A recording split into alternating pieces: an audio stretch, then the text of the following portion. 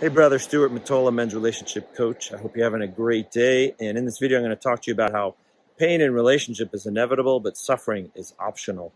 And I'm going to give you a distinction between pain and suffering because it's easy to confuse the two.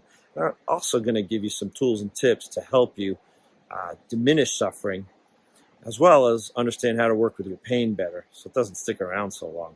So up front, if you're digging this, please like or follow me on this platform, or subscribe to the lower right if you're watching on YouTube to my channel, and click that little bell to get weekly notifications as I go live on these videos. You may hear the sound of the river there. I'm here at the Yuba River, sweet spot in Northern California. So pain, just think as simple as physical pain, emotional pain, heartache, sadness.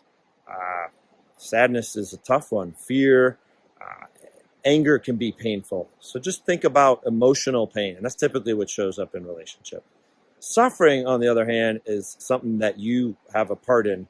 So for example, it's very common for us dudes to judge ourselves for having that emotion. We might feel fear and we're just like, I shouldn't feel fear. I don't want to be a wimp, or we let that fear destroy us, or we feel sadness and we try to stuff that down, or we have a judgment about it, okay? So self-judgments are a good example of suffering that you can avoid, that is optional. Another form of suffering that's optional, but often gets ingrained to us unconsciously at a young age, is self-betrayal. The whole idea that I have to stuff down my needs and wants and prioritize those of my partner or whoever else I'm in relationship with, to make sure that they're okay, and then I can be okay. That's a simple form of self-betrayal, and that's, simply put, suffering. And the way to eliminate that is to start to notice those patterns and get some good coaching, get some good strategies and tactics to understand how to avoid that. And so, for example, when you get a cue, okay, from suffering, and how can you learn lessons from that?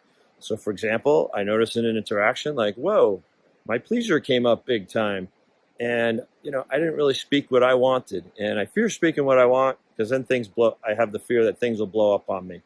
Well, how do I get in the room with that fear of things blowing up on me so I don't betray myself and start to change those patterns? And again, that's the work that I do as a coach to help an individual diminish suffering.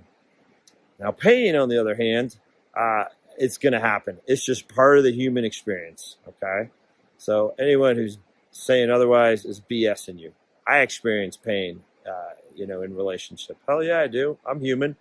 And but what I've, really worked on, what I coach my clients on, is there's a way of working with that pain so you don't swirl in it over and over and over again. So you can actually move through it more efficiently. And so for your sake, from what I spoke to in this video, think about where you cause yourself suffering and where is just that inevitable pain, and how you want to interact with that pain in a way so that you don't self-proliferate it. And instead, you find a way to access what it's trying to tell you, what it's trying to teach you. Because let's face it, brother, pain is a great teacher. And we all know that from experience. And some of us are really good at extracting the lessons from that pain, and others really struggle.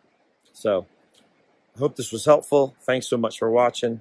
I'll leave a few links to my work below, and have a kick-ass day. Bye.